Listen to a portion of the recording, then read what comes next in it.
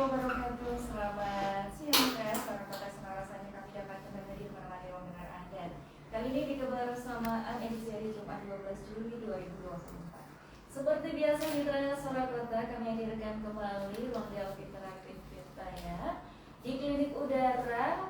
Di kesempatan siang kali ini kembali lagi RSUD akan cobakan berbagi informasi untuk Anda masyarakat Kota Probolinggo dan seluruh masyarakat luas. Karena kita lagi streaming juga di Radio Garden dan RSUD Dr. Muhammad Saleh juga menghadirkan live dari Instagram RSUD Dr. Muhammad Saleh untuk bisa Anda ikuti juga ya konsul kita di siang hari ini secara live.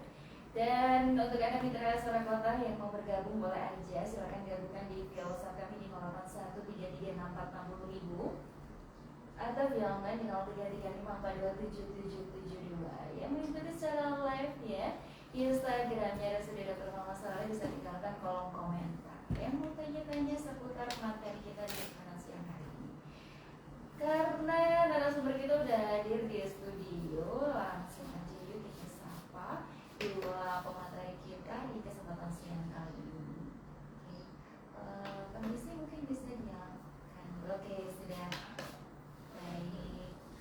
Bila suara kata saja kita sapa. Assalamualaikum, selamat pagi Ibu. Selamat pagi. Selamat pagi. Gimana kabarnya hari ini? Alhamdulillah baik, luar biasa. Luar biasa, seperti materi kita luar biasa ya. Oke, mitra Suara Kata, kita kalau kata orang tak kenal kata sayang, maka supaya kita sayang sama materinya, supaya sayang sama narasumbernya yang kita kenalan dulu. Dari sisi sebelah kanan saya, silakan perkenalkan diri dan sapa para pendengar. Selamat pagi warga Kota Probolinggo, nama saya Wita, ahli gizi RSUD Dr. Muhammad Saleh. Kebetulan sekarang di ruang flamboyan. Oke, beda-beda ya. Beda. Tiap bulan memang rollingan biasanya. Iya, tahu rasanya ya. Rasa coklat, strawberry, atau vanilla gitu. Oke, dari Mbak Wita. Pastinya Mbak Wita kan beliau masih muda juga ya mitra. Dari Mbak Wita, saya kesini sebelah kiri saya dan masih apa nih? Ya, selamat pagi warga Probolinggo. Perkenalkan saya Dalla Rizkyani, saya ahli gizi di RSUD Dr. Muhammad Saleh. Sekarang kebetulan saya di ruang Bugenvil. Oke, beda ruang, beda ambil gizinya ya. Tanggung jawabnya udah beda-beda gitu ya. Oh, ahli gizi baru. Jomblo juga. Oh, sambil promo nih. Iya, kalau promo. Mungkin nanti ketemu. Waduh. Oke, ada Mbak Wita dan Mbak Rizky dari Della. Oh, Della, manggilnya Mbak Della. Oke, Mbak Wita dari Lamongan ya. Kemudian Mbak Della dari Bugenvil. Oke. Ini bedanya di mana nih? Apa ruangannya? Kalau Flamboyan khusus Penyakit dalam. Kemudian kalau Bugenvil khusus dah. oh khusus beda. Oke, kita akan coba gali informasi dari narasumber kita berdua ini ya. Pagi hari ini kita akan membahas seputar apa nih Mbak Cantik? Buah. Kebetulan hari buah tanggal 1 Juni. Oh, kebetulan hari buah. Ternyata buah juga ada harinya ya. Padahal saya menginginkan hari buah itu ada pada setiap hari. Harusnya seperti itu ya. Oke, next. Kita akan membahas seputar buah. Apa sih hubungannya buah sama gizi? Ya kita langsung bahas. Silakan, siapa dulu yang membahasnya? Oke, silakan Mbak Wita. Sebenarnya di sini saya kenalan dulu, untuk gizi itu memang harus tahu gizi seimbang. Betul. Nah, memang banyak, ada 10 pedoman nih. Ya. Gizi seimbang apa aja, termasuk aneka ragam makanan, termasuk bahan pokok. Kemudian memang batasi, nah ini yang paling penting, batasi konsumsi garam, gula, lemak. Nah kebiasaan kan banyak ya. Iya. Gula sekarang jajan-jajan yang memang tinggi Betul. gulanya. Jadi Udah ditemui ya di mana-mana karbohidrat karbohidrat semuanya. Gitu. Kemudian aktivitas juga setiap hari kan memang harus Gerak ya, gerak ya. untuk berat badan ideal. Iya, mempertahankan berat badan ideal. Ya. Kemudian yang lupa cuci tangan karena memang berbagai kontaminasi juga. Karena tangan ini adalah media utama pemindah bakteri, virus dan yang lainnya. Ya, takutnya Iya, kalau memang kalau takutnya hygiene sanitasi regenerasinya kurang, akhirnya diare. Nah kebanyakan memang seperti itu kadang pasien. Kasusnya seperti itu ya, berawal dari tidak rajinnya cuci tangan. Banyak sekali.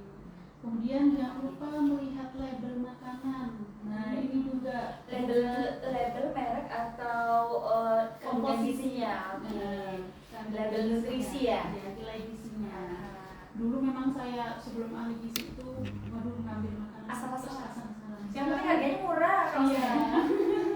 Ternyata habis dari ahli gizi setelah dilihat komposisinya kadang ada iklan yang ini, ternyata lihatnya wah Beda ya. Iya, memang seperti itu. Jadi memang harus pintar-pintar untuk ini memilih. Ada apalagi yang kalau jajanan kayak berbahan coklat, biasanya ada yang khusus, ada DHA-nya, ada vitaminnya, ada zat besinya, ternyata ada juga.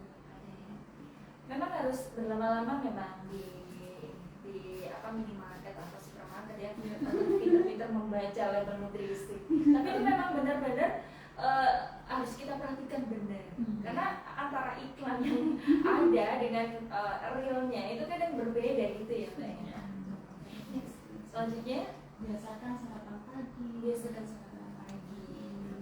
Utamanya yang mau turun berat badan wajib kah sarapan? Iya, sama. Seharusnya untuk menurunkan berat badan tetap harus makan pagi, siang, sore. Oh, seperti itu ya. Justru harus ini ya, disiplin gitu ya. Sama aktivitasnya dan olahraga.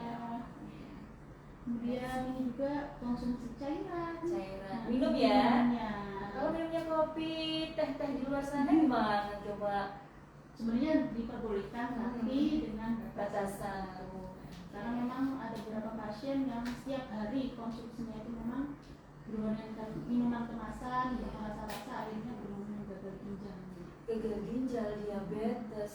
Iya, diabetes, Barang mono hipertensi. Semua ada. Pemicu ini dari Iya. makanan masalah. Dari apa yang kita masukkan dalam tubuh kita, hasilnya itu gitu ya. Next selanjutnya apa? Buah sayur, sesuai dengan kita. Kadang orang-orang itu nggak, orang-orang sih saya juga gitu, kadang nggak memperhatikan pentingnya konsumsi buah dan sayur.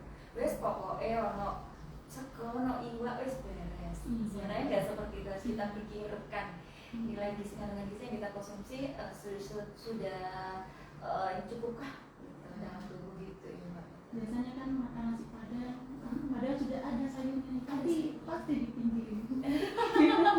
Padahal seharusnya dimakan juga. Dimakan. Nasi padang ada sayurnya. Ada sayurnya, banyak sayurnya. Harusnya memang harus dikonsumsi tuh yang namanya sayur, jangan dipisah.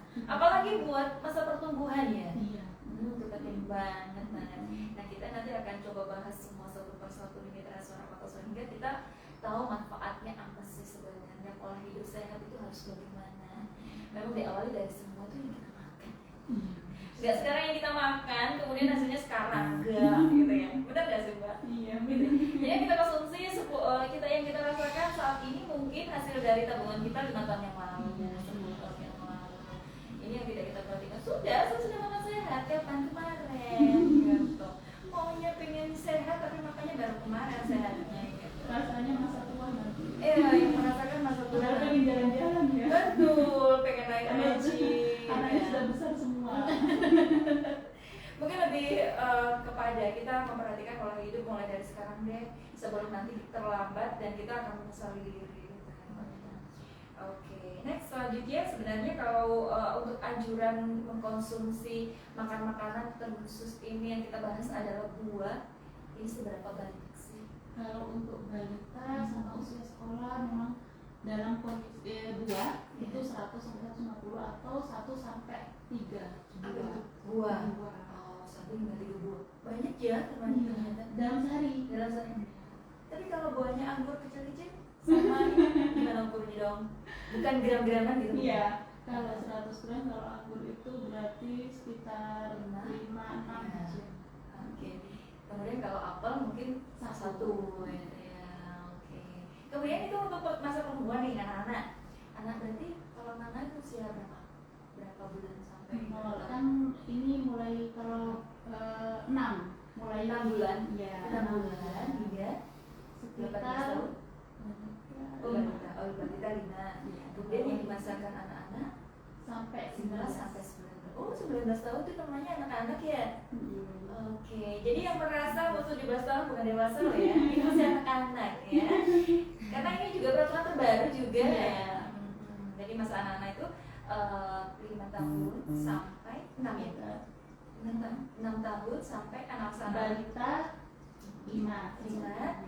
5, kemudian di atas 5 tahun hingga 19 itu anak-anak ya. Kemudian kalau 0 sampai 6 bulan itu bayi. Next, selanjutnya nih kali itu kan kalau anak balita gitu ya. Kemudian kalau anak-anak sendiri itu membutuhkan sayur atau buah seberapa banyak sih? Apa lebih banyak atau gimana? Itu kan sudah ada range-nya ya 1 sampai 6. Jadi untuk buahnya 1 itu sampai 3. Oke. Nah, kalau untuk yang dewasa 3. Oh, tiga 3 buah. 3 buah. dalam Sehari. Oke. Kemudian kalau di atas itu dewasa butuh banyak mungkin? 3. Oh, 3. Karena juga di dalam buah itu terkandung gula ya, walaupun adalah gula alami. Sebenarnya konsumsi gula dalam 1 hari itu maksimal berapa sih kalau kita akan pakai sendok atau pakai alat? 4 sendok. Itu sudah maksimal ya? Ya, itu kan termasuk batasi tadi ya, gula 4 sendok, garam 1 sendok teh atau setengah sendok makan. Tolong Biar banyak sama- dari tinggi. Iya. Untuk lemak berapa? Kalau lemak sekitar 5 5 sendok. sendok. 5 sendok makan. Padahal kalau nggak ngomong kata orang Iya. itu nggak Ngambil juga ya. Ada natriumnya juga ya. Padahal juga. enak. Rasanya bikin lagi. Kalau 1 toples dipegang habis nih. Makanya jauh-jauh gitu. Iya. Boleh asalkan ada takarannya, semua ada takarannya gitu. Semua yang berlebih ini nggak baik. Oke, mungkin ada yang mau ditambahkan sama Mbak Della? Manfaatnya mungkin ya. Ya, manfaatnya. Jadi komposisi dulu dari buah yang ini penting banget dibutuhkan sama khususnya anak-anak dalam masa tumbuh kembang. Mbak Della silakan. Nah, ya kebetulan tentunya ya di Indonesia itu kan segala jenis buah itu bisa ditanam karena Betul. subur sekali. Jadi mulai dari mangga sampai durian itu bisa ditanam. Nah, buah-buahan itu kan banyak jenisnya. Itu ternyata mengandung kandungan gizi yang sangat lengkap. Mulai dari vitamin, ada vitamin A, B, C, D, E, K semuanya ada. Lalu ada juga mineral, mulai dari kalium, kalsium dan lain-lain itu semuanya ada. Lalu juga mengandung serat. Nah, buah itu mengandung serat yang sangat bermanfaat untuk tubuh. Lalu antioksidan juga.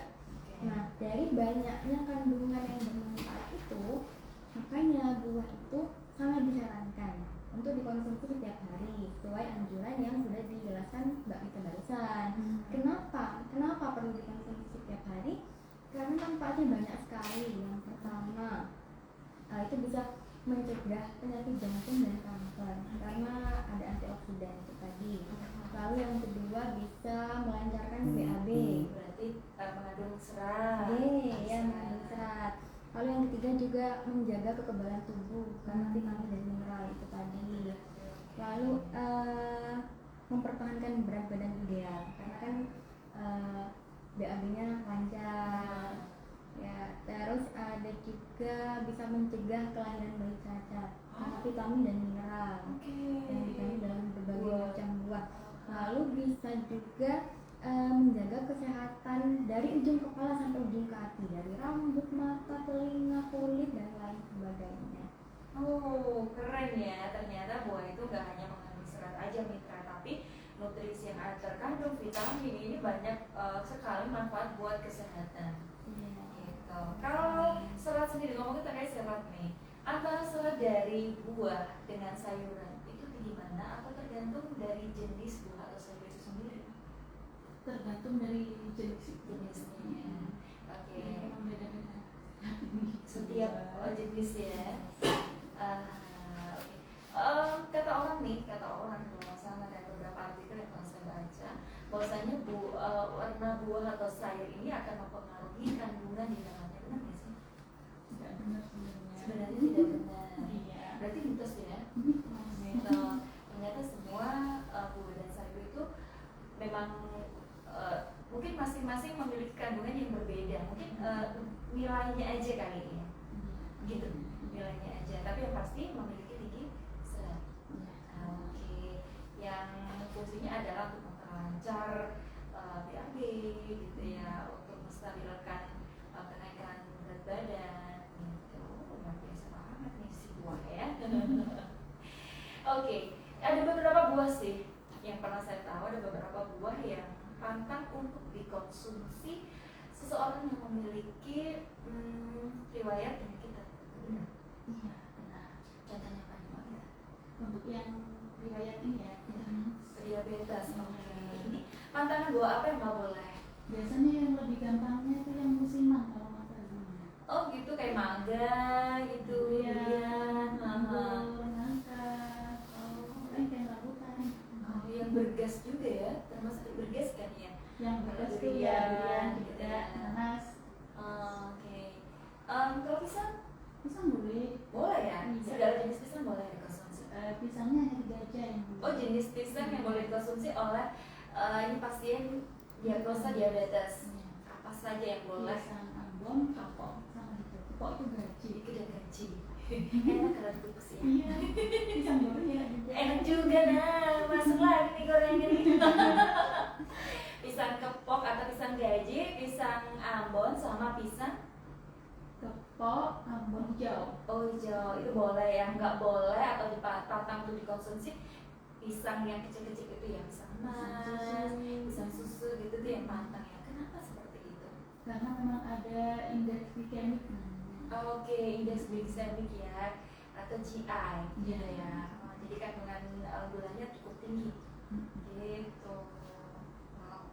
Jadi tahu kan gitu rasa-rasa. Tapi untuk jenis yang lain selain tadi yang disebutkan boleh yang lain. Diperbolehkan, tapi tetap ya meskipun orang yang hipertensi itu memang harus dibatasi. Jadi memang harus ada takarannya seberapa nih dikonsumsi meskipun diperbolehkan. Karena memang pernah edukasi ke pasien, ini diperbolehkan ya, nyata besoknya pasiennya makan banyak setengah buah. Terus menyalahkan menyalahkan yang memberikan saran. Katanya ini katanya mbaknya boleh. Iya, padahal sudah ada. Padahal sudah ada. Padahal di rumah sakit sudah ada takarannya. Sudah dikasih jadwal, dikasih menunya ya, dikasih pantangnya apa, dikasih besarannya berapa. Gitu. Semua yang berlebih memang nggak baik untuk kita apapun itu. Gitu. Kemudian ada juga yang bilang, saya makan pisang ini kemudian asam urat saya jadi kambuh. Ada kah? Jadi seperti itu? Ada. Kalau dari pasien nggak ada sama sekali ya pertanyaan seperti itu, tapi memang nggak pengaruh sama asam urat sama pisang. Mungkin kembali lagi ya, jangan terlalu banyak. Iya. Oke, kemudian apa lagi nih yang akan kita bahas seputar buah nih ya? Mungkin Mbak Della mau menyampaikan apa lagi nih? Mungkin mitos ya. Oh betul, mitos dan fakta dari dari buah ini ya. Gimana adalah yang untuk pernah saya dengar itu buah tidak boleh dikonsumsi yang manis-manis untuk kencing manis. Itu benar apa enggak sih? Yang manis-manis Yang nggak manis-manis. boleh. Yang manis-manis nggak boleh. Kalau itu sebenarnya balik lagi ya Mbak ya, kan di dalam setiap makanan itu ada GI, glycemic index tadi itu GI itu yang menentukan gula darah di dalam tubuh itu naiknya cepat atau lambat. Nah jadi balik lagi GI-nya rendah atau tinggi. Walaupun manis tapi GI-nya rendah Masih aman ya. Iya, yang penting jumlahnya juga. Kan kalau diabetes itu ada 3 J yang harus diperhatikan, jenisnya, jumlahnya, sama jadwalnya. Ya jenisnya udah diperhatikan nih, tapi ternyata jumlahnya nggak diperhatikan. Iya, sama aja dong, percuma jadinya. 3J ya, jadi jenis, jumlah, dan jamnya, jadwal gitu. Jadi memang harus diperhatikan, nggak asal-asalan. Nah, buah sendiri kan mengandung gula alami gitu ya, mengandung gula alami. Kenapa harus berbatasi ya? Kayak misalnya contohnya kurma. Itu kenapa sih?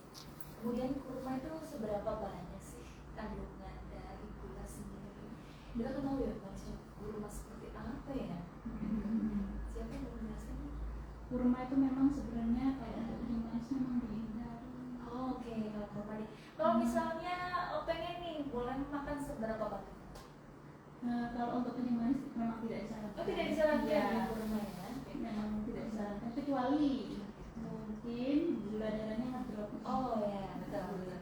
Itu sudah pengecualian. Sama gula pasir juga boleh kalau untuk orang yang memang kadar gulanya memang Rendah lagi rendah. Biasanya memang kan orang-orang yang mengidap diabetes ini biasanya naik turun. Kalau naik kemudian drastis turun. Dikarenakan mungkin pantang ini pantang semua akhirnya drop gitu. Ini membahayakan. Mungkin lebih kepada dipantau aja ya, untuk check up kesehatan secara rutin, kemudian sering konsultasi sama ahli gizi, dan itu salah satunya supaya bisa tetap terjaga kesehatan. Seperti itu, keren deh. Nah, tadi kita hari ini yang masalah kota. Kemudian mitos apa lagi nih yang beredar dan pernah mendengar di kalangan masyarakat? Anda bisa sampaikan ya di via WhatsApp kami di 081336460000. Online-nya juga di 0335427772.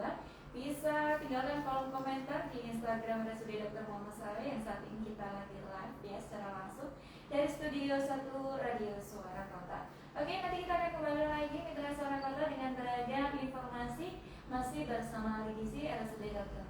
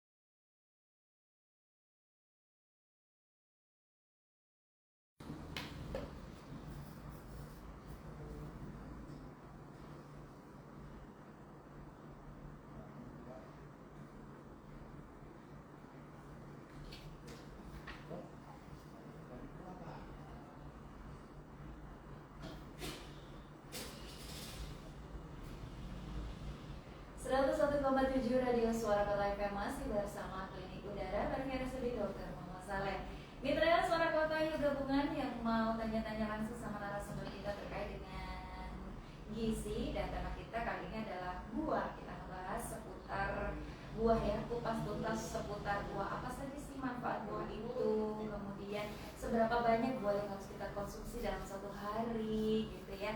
Yang mau tanya-tanya boleh aja ya via WhatsApp kami di 081336460000, online-nya di 0335427772. Kita kembali lagi ke dua narasumber kita dan Mbak Vita juga Mbak Dela dari Gizi RSUD Dr. Muhammad Saleh. Oke, tadi kita ngebahas seputar tadi di awal ya, kita ngebahas seputar buah yang banyak manfaat, kandungannya luar biasa dan banyak mitos di luar sana bahwasanya buah itu satu buah dengan buah yang lain itu kandungan nutrisinya berbeda. Sebenarnya itu sama mitos saja, mungkin nilainya aja ya yang membedakan kayak gitu. Oke, next selanjutnya tadi juga Mbak Wita sempat mengatakan bahwasanya yang membuat kita jadi sehat adalah kita memperhatikan nilai gizi yang kita konsumsi kayak gitu ya Mbak ya. Terutamanya jikalau sarapan. Sebagian besar orang mungkin memilih untuk tidak sarapan makanan berat seperti nasi, mungkin lebih memilih jus. Nah, apa beda sih kita makan buah utuh dengan sudah di jus? Gitu. Apa kandungannya masih tetap sama nih antara di jus dengan kita konsumsi langsung buah dalam kondisi utuh? Gitu. Itu Mbak Dela, mau ke Mbak Dela? Nah, beda, tentu beda. Lebih didekatkan lagi Mbak Dela. Iya, beda, tentunya beda. Soalnya kan kalau di jus seratnya itu hilang. Iya, seratnya hilang. Jadi fungsi utama serat itu kan sebenarnya bisa membantu mencegah kenaikan gula darah. Nah, kalau seratnya hilang, otomatis gula darahnya bisa naik lebih cepat, GI-nya juga bisa naik. Oh gitu. Dan lagi kalau di jus kan biasanya orang-orang tambahin gula atau susu kental manis biasanya kalau nah nambah lagi gulanya. Makanya sebaiknya terutama kalau untuk penderita diabetes Ya. itu konsumsi buah utuh karena seratnya masih ada di sana, GI-nya juga lebih rendah. Itu kan di apa namanya, di jus ya. Kalau yang juicer itu jadi dipilah antara dipisah aja, itu bagaimana kandungannya? Sama kan yang di juicer itu biasanya kan ada ya juicer yang langsung memilah antara ampasnya dengan airnya, ada kan alat seperti itu. Kalau seperti itu kandungan dari ininya sendiri gimana? Seratnya antara sebenarnya serat itu ada di mana sih gitu, di di saripatinya, atau ada di bagian kulit, atau ada di bagian dagingnya, atau bagaimana? Contohnya buah apel aja deh. Oh, di dagingnya ya. Bener dong kata Mbak Dela, jadi kehilangan serat nanti. Oke, justru kan ini ya langsung memilah gitu ya. Sama dong kayak langsung keluar airnya gitu. Itu sama ya kayak di blender gitu ya, sama nggak jauh beda, nutrisinya pasti akan berkurang, seratnya hilang. Kalau dikonsumsi langsung maka akan langsung kita rasakan gitu ya seratnya, kecuali kalau nggak punya gigi ya. Berarti beli dulu gitu. Berarti beli dulu. Tapi kalau untuk anak-anak di usia bayi boleh nggak sih dikonsumsi? Kalau buah boleh ya. Terus kalau misalnya bayi jadi hanya ASI aja. Oh iya benar-benar asik. Kalau di atas 6 bulan boleh ya. Kan mungkin udah mulai belajar bumbunya, oralnya juga mulai ini. Kemudian biasanya di buah apa nih yang cocok untuk bayi di usia di atas 6 bulan? Masih yang lunak itu. Pisang, papaya. Tapi saya tidak jarang sih melihat ibu-ibu ini, mungkin ibu muda atau saya yang katro ya, kenapa apel itu dikukus dulu kemudian dikasih makan anaknya, itu gimana dong? Ada loh, pernah ini. saya pernah. Iya, Nah. saya pernah. Jadi tuh buah apelnya dikukus dulu, kemudian dikasihkan, jadinya kan hilang gitu loh, kan nutrisinya jadi hilang kena panas. Itu gimana nih? kalau misalnya untuk dikukus itu memang pasti ada kekurangan vitaminnya. Karena proses pemanasan Iya, lagi. biasanya. Pasti itu. Mungkin dari ini ya, kalau dikukus lebih lunak mungkin ya. Iya. Kok kayak telo gitu. Kalau telo ya lumrah gitu loh. Nanti dibikin getuk. Nah, kalau buah saya juga nggak pernah merasakan seperti apa, tapi kok ya aneh gitu loh. Kalau apel harus dikukus dulu kemudian kasih garam. Saya pasti berkurang nutrisinya. Emang loh. Kebanyakan di ini malah di apa? Lotek dikerok. Dikerok. Bisa. Itu mending ya dikerok daripada dikukus. Mungkin kecuali pisang kepok itu tadi boleh. Nah kalau pisang kepok nih nutrisinya itu tadi kan kita ngomongin buahnya. Nah kalau pisang kepok kan enaknya itu dikukus dulu, ya kan? Dikukus dulu itu lebih enak. Nah bagaimana kalau kamu nutrisi dari pisang kepok tadi? Apa juga mulai mengalami penurunan nilai nutrisi atau bagaimana? Iya, itu ada penurunan. Pasti itu seberapa banyak sih? Cuma ada jurnal yang ini, jadi misalnya sayuran atau buah yang direbus sebelum mendidih sama waktu mendidih dimasukkan. Jadi lebih rendah nilai gizinya itu dari yang sudah direbus. Maksudnya airnya kan waktu itu kan sebelumnya belum di apa ya, mendidih. Yang satunya mendidih. Yang kalau yang mendidih itu lebih bagus daripada yang belum. Oh, jadi intinya itu kalau pengen mendapatkan kualitas nutrisinya lebih baik, kalau memang mau dimasak isi pisang ini, apapun itu, apapun itu sayur, nunggu mendidih dulu baru dimasukkan, beberapa kemudian baru segera dimakan. Oke, gitu ya Mitra. Nah kalau dikukus juga sama, tunggu mendidih dulu baru taruh, gitu. Sama dengan direbus gitu juga sama ya. Bahan apapun itu, kayak misalnya daging gitu, seperti itu. Iya kalau daging juga. Sama ya perlakuannya jika tidak menginginkan nutrisinya hilang banyak. Lebih baik nunggu mendidih aja, yang sabar gitu loh, nunggu mendidih, nggak usah ke susu pasar gak pinter. Sayurnya juga kan kadang sampai apa ya? Sampai lembek hijau, sekali. sampai lembek Kalau banget. misalnya waktu prosesnya pas mulai mendidih dimasukkan dan pas sebentar, jadi dimasukkan dulu. Gitu Mitra Suara Kota, sama aja. Nah, kita sebenarnya ngomongin buah, tapi saya kok kepingin merambah ke yang lain, tapi jangan dulu deh. Karena saya seru banget ya. Mungkin banyak masyarakat belum tahu banyak nih Mbak Lina dan Mbak Vita ya, Mbak Vita sama Mbak Dela. Di tengah-tengah masyarakat mungkin banyak fakta atau mitos, mungkin mitos dikira fakta, bahkan fakta katanya mitos gitu. Banyak banget di masyarakat terkait dengan nutrisi, nilai nutrisi. Mungkin masyarakat mengatakan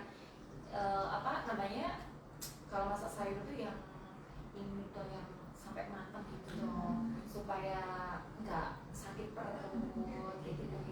Tapi ternyata bagaimana? Sama benar ya Mbak kita ya, karena proses pemanasan yang terlalu tinggi juga proses pemanasan yang terlalu lama ini akan mengurangi nilai dan kandungan nutrisi. Itu Mitra Suara Kota. Jangan aneh-aneh dong. Kalau memang pengen yang sebenarnya kalau kita makan tuh pengennya apa sih? Vitamin, nutrisi, kandungan gizinya kan masuk ke dalam tubuh, ya kan?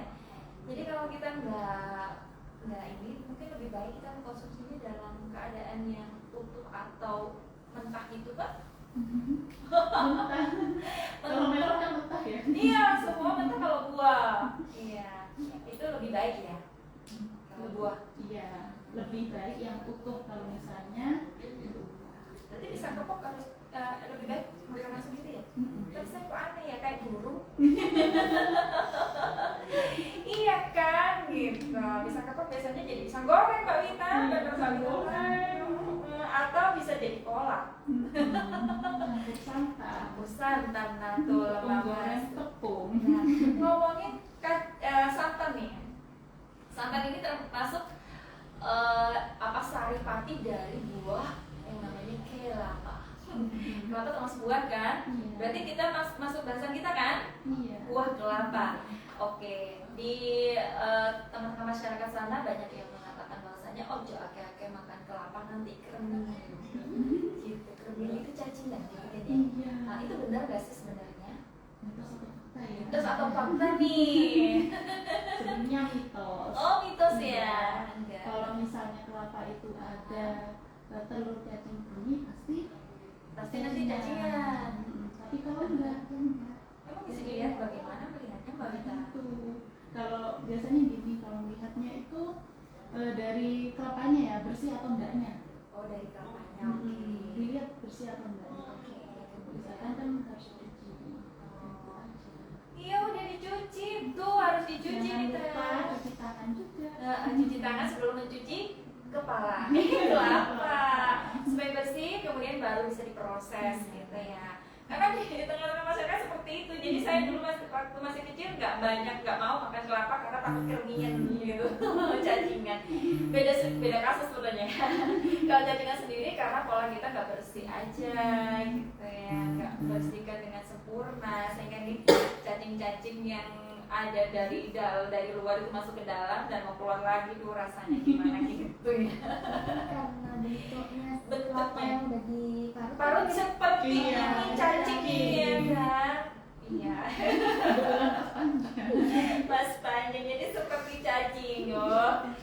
Salah deh. Jadi nggak apa-apa ya untuk konsumsi kelapa sendiri bagi anak-anak usia atau masa pertumbuhan boleh. Seberapa banyak sih sebenarnya?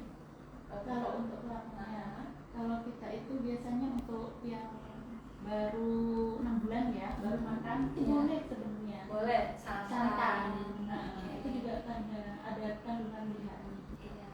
DHA lemak bayi. Nah, Ya. lemak bayi. Tapi kalau sudah dewasa hati-hati. Yang banyak-banyak itu pun ada takarannya. Kalau untuk dewasa seberapa banyak takarannya? Takarannya pakainya itu yang santan yang encer dan yang kental. Biasanya kan kalau misalnya direbus, Ya. biasanya ada yang bagian atas ada bagian bawah. Ya, Gitu. betul. Itu yang dia yang bawah, Yang atas tidak dipakai, yang bawah. yang bawah yang pakai. Padahal banyak yang pilih yang atas sih Mbak Mita. Karena enak banget. Lemak, gitu. Lemak itu kalau bahasa Madura, dari bahasa Madura ya, lemak ongku gitu ya. Enak banget gitu kan. Iya nggak sih? Iya. Enak banget. Jadi lemak itu memang enak. Tapi awas, enaknya lemak seperti apa jadinya? Oke deh. Kemudian ada banyak mitos juga. Orang yang usus buntu itu karena sering makan makanan yang mengandung biji-bijian. Kayak misalnya cabai, kayak misalnya timun, kayak misalnya jambu biji, semangka gitu ya. Ini nanti bisa jadi ini loh, usus buntu loh. Bener nggak sih sebenarnya mitos atau fakta sih sebenarnya Mbak Dela? Pasti mitos. Soalnya kan tubuh kita ini udah pinter ya, tampilannya udah pinter banget tubuhnya. Jadi di dalam lambung ini ada asam lambung. Nah, biji-bijian itu tadi, entah biji cabai atau biji jambu merah, itu bisa hancur kalau kena asam lambung. Jadi mitos. Gitu. Jadi fungsi asam lambung ini adalah untuk menghancurkan yang namanya makanan yang keras-keras kayak gitu ya. Iya. Jadi ingat dulu masa kecil saat aku makan semangka kemudian bijinya keteruan terus bilang awas tubuh di dalam Iya, sama. sama ternyata Baru setelah dewasa. ini baru paham ya mana ada setelah ditunggu 20 tahun tuh nggak tunggu semangka ya di dalam. Ternyata asam lambung inilah yang menjadi penghancur dari bahan-bahan makanan yang keras tadi gitu. Jadi kalau udah hancur itu. Nah, jadi ternyata asam lambung ini manfaatnya cukup besar juga ya. Gitu. Tapi kalau asam lambung jadi naik, nah ini masalah. Pemicunya juga banyak, salah satunya adalah pola pikir. Oke, kita tinggalkan asam lambung, kita balik lagi ke pokok bahasan kita ya. Kemudian yang sering kita dengarkan juga nih di masyarakat. Nah, kayak misalnya buah apa sih namanya, buah kelengkeng ya. Buah kelengkeng itu kan memang rasanya manis banget. Kalau untuk orang diabetes ini dianjurkan nggak sih? Tidak dianjurkan. Oh, bukan karena dianjurkan ya, dianjurkan dikarenakan tinggi gula kan?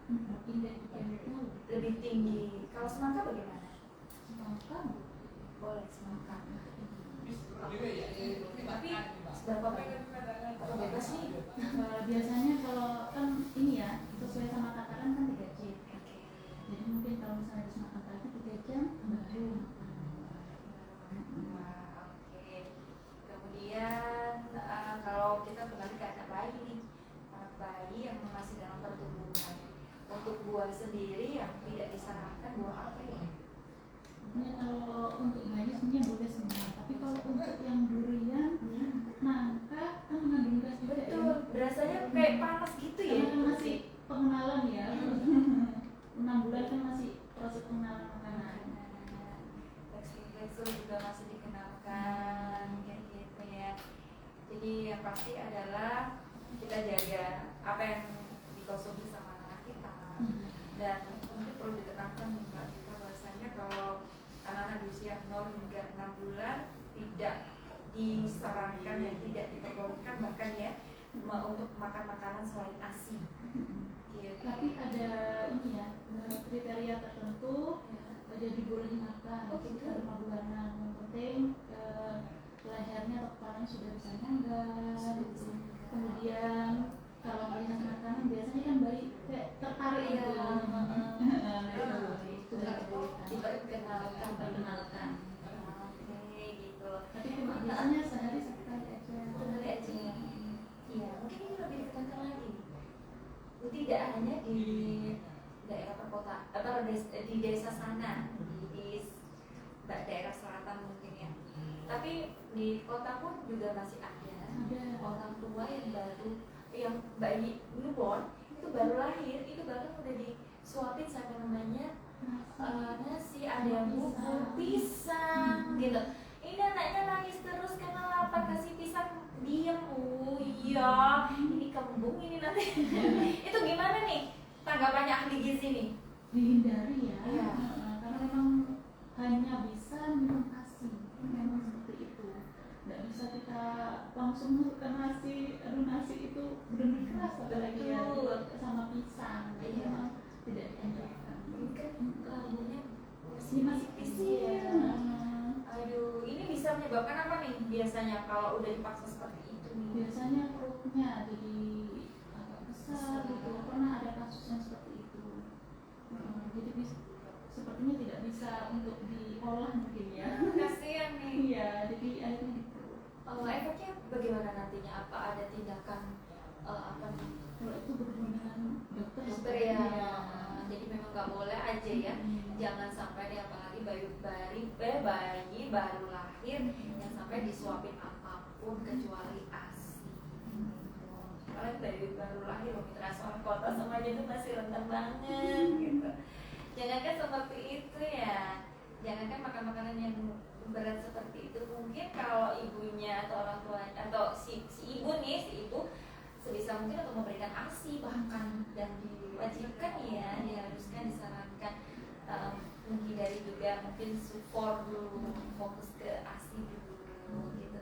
Kalau ngomongin ASI nih, ini nyoklang dari dari kita nggak apa-apa lah, terakhir lah ASI sendiri, kandungan ASI itu seberapa baik sih untuk anak yang baru lahir khususnya? Iya, memang ini kalau ASI itu ada perbedaan sama susu formula.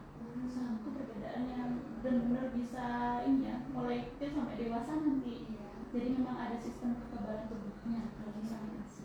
Nah itu Perbedaannya. Jadi yang mendapatkan ASI eksklusif ini akan jauh lebih rentan akan penyakit dan yang lainnya daripada yang sudah pakai susu formula gitu. Apa semua wanita bisa menyusui saat melahirkan? Apa semuanya? tidak juga ya. ada beberapa yang tidak bisa. Karena sakit ini. Oh betul, karena mengkonsumsi obat tertentu sehingga tidak diperkenankan untuk menyusui anaknya gitu. Oke baik, semoga saja kita dalam kondisi yang sehat, kita bisa mendidik anak-anak kita dengan luar biasa, jadi generasi muda yang tangguh dan pastinya membangun Indonesia dan kota yang tercinta ini. Oke, karena waktu membatasi kita, maka kita akan edukasi kita ya. Di klinik udara kali ini, tapi sebelumnya kita mau kasih tahu sama pendengar semua bahwasannya RSUD Dr. Muhammad Saleh membuka konsultasi gizi dari hari apa hingga hari apa? Biasanya Senin sampai Jumat Ya, pukul berapa? jam pagi jam 9 sampai sekitar jam 12 jam 1 Di poli itu tergantung polinya sih. Sebenarnya habis dari poli dalam misalnya itu dari dokternya dirujuk ke konsultasi gizi. Oh iya iya. Jadi kalau misalnya poli dalam sudah tutup ya berarti gizi Tutup juga ya. tergantung polinya. Tergantung poli. Tapi ini bisa terakses dengan BPJS, layanan BPJS. Bisa ya.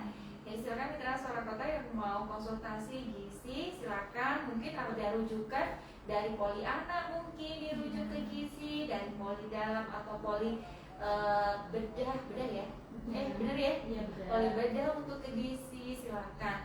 Membuka layanan hari Senin hingga hari Jumat dari pukul 8 Sampai jam 12 jam 12. Ya, kalau hari Jumat sampai pukul hari Jumat jam 12 sama ya. Sabtu Sama. dari Sabtu enggak. Sabtu enggak ada. Sampai kami sebenarnya kita bisa sampai jam 2 tapi tergantung polinya kalau sudah tutup jam 12.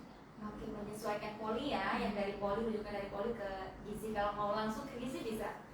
Berarti umum. Oke, seperti itu ya mitra Suara Kota, silakan. Dan bisa terakses dengan layanan BPJS. RSUD Dr. Muhammad Saleh bekerja sama dengan BPJS. Jadi silakan manfaatkan UHJ Anda ya.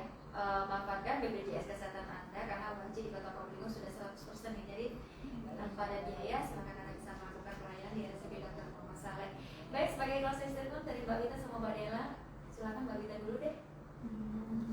Diusahakan kalau misalnya nih warga Kota Probolinggo ini kan kebetulan dari gua mungkin pas 1 Juli, tapi sekarang nggak apa-apa deh, mungkin bisa tuker-tukeran nih sama tetangganya, Iya. sama gebetannya, Gebetannya, sama bestinya. ya, biasanya kan tukeran coklat nih, Iya. sekarang dibalik tukeran Dibalik, gua, lebih sehat. iya lebih sehat, gitu. Intinya diusahakan harus ada buah. Ada buah di setiap kita di hidangan kita ya. Untuk mempertahankan berat badan ideal itu juga. Asik. Kemudian Mbak Dela silakan. Iya. Melanjutkan dari Mbak Ita tadi, karena bulan ini kan ada hari buah, nah usahakan bulan-bulan selanjutnya jangan berhenti. Jadi mungkin bisa dibiasakan berbagi buah sama tetangga sama teman. Nah, walaupun sudah bukan bulan Juli, dilanjutkan.